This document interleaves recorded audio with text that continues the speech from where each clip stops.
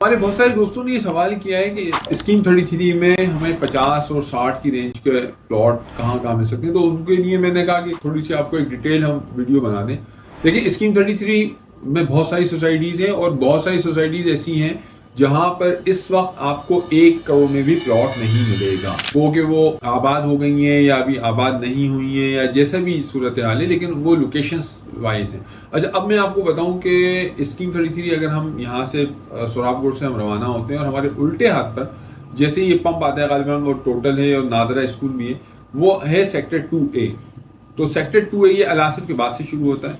इसमें 3 सोसाइटियाँ इस वक्त एक्टिव हैं। एक है अल अशरफ। अल अशरफ में जो रेट है वो तकरीबन 80 समझिए 75 प्लस का है, 120 गज का।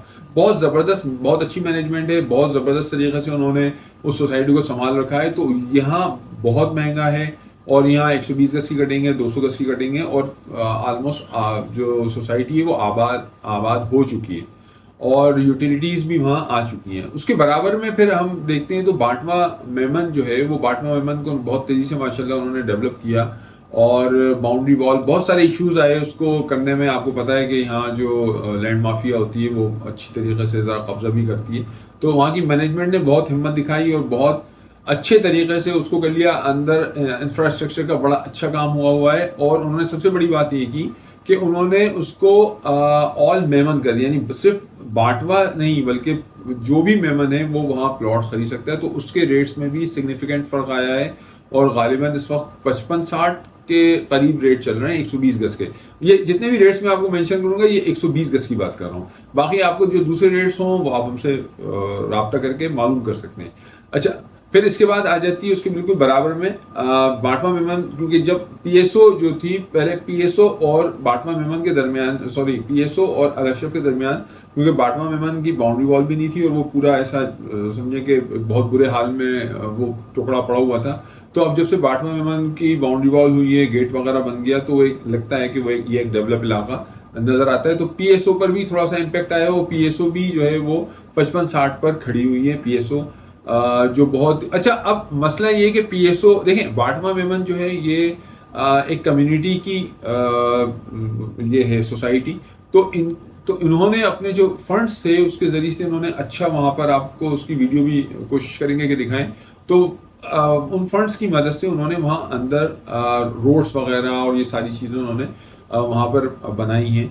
और यानी रोड्स अपनी उसमें तो नहीं आए अभी, उस पर जिसे कहते हैं कि आप कारपेटेड तो नहीं हुए, लेकिन वो सारी चीज़ें पेवर वगैरह लगा दी हैं और एक ऐसा चल गया है, यानी ऐसा नज़र आता है कि हाँ भाई यहाँ कुछ काम हुआ है डेवलपमेंट का। उसके मुकाबले में जब हम पीएसओ में जाते हैं तो पीएसओ का मसला ये है कि पीएसओ एक कोऑपरेटिव हाउसिंग सोसाइटी है।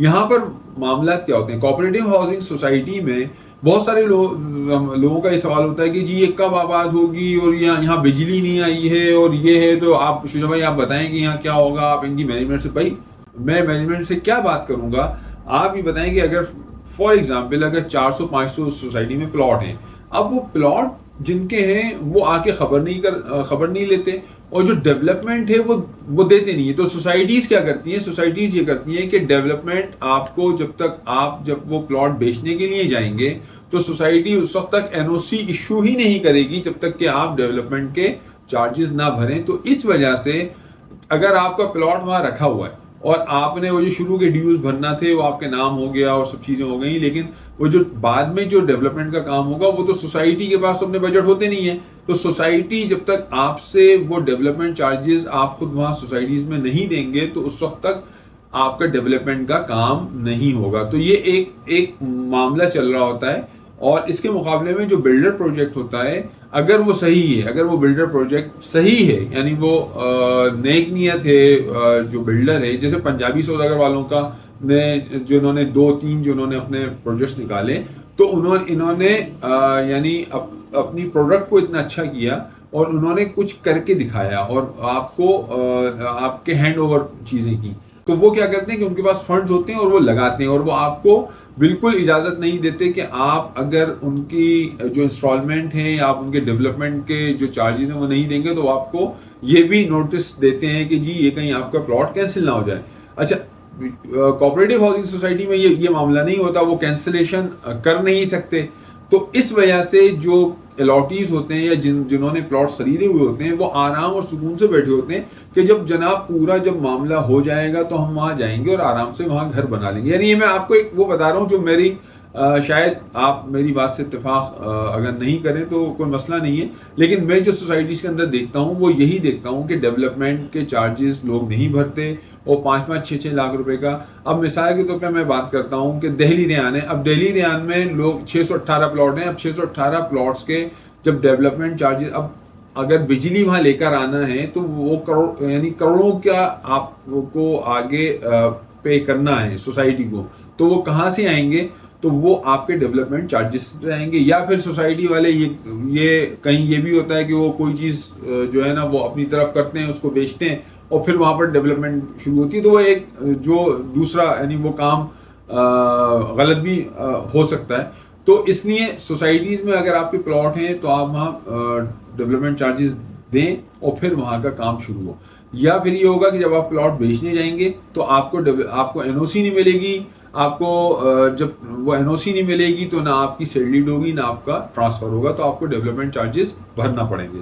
तो ये सूरत हाल है। इसलिए जो ये सोसाइटीज़ हैं जहाँ अभी तक डेवलपमेंट नहीं है तो उसकी एक वजह ये भी है। और बाज़ जगह ये होता है कि एडमिनिस्ट्रेटर होता है तो फिर अपने हिसाब से उसको लेके चल रहा होता है। तो बहरहाल ये मामला चल रहे होते हैं। अब इसी तरह आपके पास एक ऑप्शन पीएसओ का भी है, लेकिन वही बात है कि लोग फिर कहते हैं कि शुरू भाई आपने ये कहा था कि यार पीएसओ में ले लें, वहाँ तो अभी तक ये नहीं हुआ, वहाँ वो नहीं हुआ, वहाँ ये नहीं हुआ। तो भाई वहाँ जब डेवलपमेंट के चार्जेस जमा होंगे तो डेवलपमेंट का काम होगा। ठीक है, अब हम आ जाते हैं आगे। फिर आगे हमारे पास 5A में एक है सहाफ़ी कॉलोनी जो है वो सहाफ़ी सोसाइटी जो है वो भी एक अच्छा ऑप्शन है। और यहाँ पर भी इस वक्त गालिबन तकरीबन 50 के अराउंड 120 गज चल रहा है। लेकिन सहाफ़ी की थोड़ी सी एंट्रेंस जो है, ये सहाफ़ी अब यूँ समझे कि ये जो है अपना कबाबजीज़ के पीछे वाला इलाका है और इसी सेक्टर के अंदर अलीगढ़ 5A और 5B भी है। तो अलीगढ़ 5B तो आबाद हो गई है, लेकिन 5A शायद अभी इतनी आबाद ना हुई हो। और फिर इसके सामने आ जाता है 6A, सेक्टर 6 है, उसमें रॉक है, रॉक 1 से ऊपर पहुंच गई है। और रॉक की बैक साइड पर आ जाती है सिंध सेक्रेटेरिएट, वहाँ 400-600 गज के हैं, वो भी अभी प्राइस रेंज में है। ये भी सिंध सेक्रेटेरिएट जो है ये सदर मार्केट से बिल्कुल पहले, सदर मार्केट जो है वो भी 6A में है, वहाँ पर भी डेवलपमेंट का काम हो रहा था। और उसके बाद है अरीशा, तो अरीशा में भी 120 गज गालिबन 50-60 के ही दरमियान में वहाँ उन्होंने डेवलपमेंट भी करवा दी। ये मीरठ के बिल्कुल मैं पीछे की बात कर रहा हूँ। और सिंध सेक्रेटेरिएट के उल्टे हाथ पर यानी 6A के फ़ौरन बाद के साथ ही जो है वो 7A सिंध सेक्रेटेरिएट का 7A के अंदर फिर वो 120 और 240 गज वगैरह के प्लॉट्स हैं, लेकिन वो भी अभी डेवलप नहीं हुआ है और वो ऐसी पड़ा है। ये मीरठ के यानी जो दूसरा, अगर हम जमाली पुल से जाएंगे लेफ्ट पर और फिर हम सीधे हाथ पे जाएंगे तो ये आपको सोसाइटीज नजर आएंगी। और यहीं से एक रास्ता जो है वो आगे जाकर अरीशा से होता हुआ मीरठ पर निकलता है, वो CNG पंप के सामने वो आपका रास्ता जो है वो वहाँ पहुँचते हैं। मीरठ बहुत अच्छी तरीके से आबाद हो गई है और वहाँ 120 गज जो है वो एक तो मिल नहीं रहा और दूसरा इस वक्त तकरीबन मुझे बताया गया कि जनाब वहाँ पर 160-150 तक के रेट पहुँचे हुए हैं 40 फीट रोड के। और जो है वो वहाँ 240 भी है। मीरठ ने अच्छा समझे कि रिस्पॉन्स किया है। और मीरठ के साथ फिर जो है वो बराबर में उसके मीरठ 8 है तो वो 600-400 है और मीरठ 9A जो है उसमें, और फिर उसके साथ गालिबन अलीगढ़ है जो कॉर्नर पर है, वो भी अच्छी खासी आबाद हो गई क्योंकि वो बिल्कुल सड़क पर ही है। तो फिर हम आगे चलते हैं तो हम दिल्ली रेयान की बात करते हैं। गुलशन गाजियान जो है वहाँ क्योंकि डबलिंग के मसाइल हैं बहुत ज़्यादा और थोड़ा सा वहाँ काम किसी को कहते हुए या किसी को प्लॉट दिलाते हुए बहरहाल हमें तो डर ही लगता है। और वहाँ पर एडमिनिस्ट्रेटर भी है। तो उसके बाद जो आ जाता है वो आ जाता है दिल्ली रेयान भी बहुत अच्छी तरह से आबाद हो रही है। वहाँ की मस्जिद वगैरह, वहाँ की जो मैनेजमेंट है उसने वहाँ अच्छा काम करवाया है। और वहाँ भी प्लॉट्स के रेट आप यूँ समझें कि इस वक्त 40 और 50 के दरमियान घूम रहे हैं और 50 से ऊपर भी जो लोकेशंस के प्लॉट हैं उनकी वो डिमांड पर हैं। तो दिल्ली रेयान में भी आबादी अच्छी खासी हो गई है, तो ये भी आपके बजट में आ सकती है। तो दिल्ली रेयान एक आपके पास अच्छा ऑप्शन है और काफ़ी उसकी लोकेशन भी अच्छी है। और फिर दिल्ली रेयान के बाद जो है वो प्रोफेशनल बिजनेस प्रोफेशनल है। और फिर हम उससे पहले अगर हम आ जाएं ये मेमार एवेन्यू वाला जो रोड है, तो उस पर फिर आपके पास शाहनवाज है, कॉटन एक्सपोर्ट है, और फिर पीटीवी है, मशरक़ी है, अटावा है, और इसके अलावा सुपार्को है। तो ये सारी जो है तकरीबन आबाद हो चुकी। तो ये जो ये लेफ्ट हैंड साइड अगर हम बात करते हैं लेफ्ट हैंड साइड की, तो यहाँ की मशहूर सोसाइटी यही है। और इसमें से भी ये अटावा वगैरह, कॉटन एक्सपोर्ट। अच्छा, बहुत सारे लोग पूछते हैं कि ये जो पट्टा है, यानी जो गुलशन मेमार की तरफ जैसे मशरक़ी है, पीटीवी वगैरह है, तो ये इन्वेस्टमेंट के लिए कैसी है? तो मेरे ख्याल में रिहाइश के एतबार से ज़्यादा अच्छी है ये। और इन्वेस्टमेंट में मैं कुछ कह नहीं सकता कि इसमें ज़्यादा कोई जंप आने की कोई उम्मीद मुझे तो खैर नज़र नहीं आती। लेकिन ग्रेजुअली अगर प्राइस बढ़ते हैं तो वो बढ़ेंगे बिल्कुल सराउंडिंग्स के एतबार से। तो बाकी हम जो है वो राइट हैंड साइड जो है वो इंशाल्लाह हम अपनी नेक्स्ट वीडियो में कवर करेंगे और आपको कुछ सवालात का जवाब भी देंगे। तो इस वीडियो में तो इजाज़त दीजिए, अपना ख्याल रखिएगा। और जो कोई सवाल हो आप वो बिल्कुल हमें भेज सकते हैं, आपको जवाब देने की पूरी कोशिश करेंगे। और हमें लाइक और सब्सक्राइब करना ना भूलिएगा ताकि आपको अपडेट्स मिलती रहें।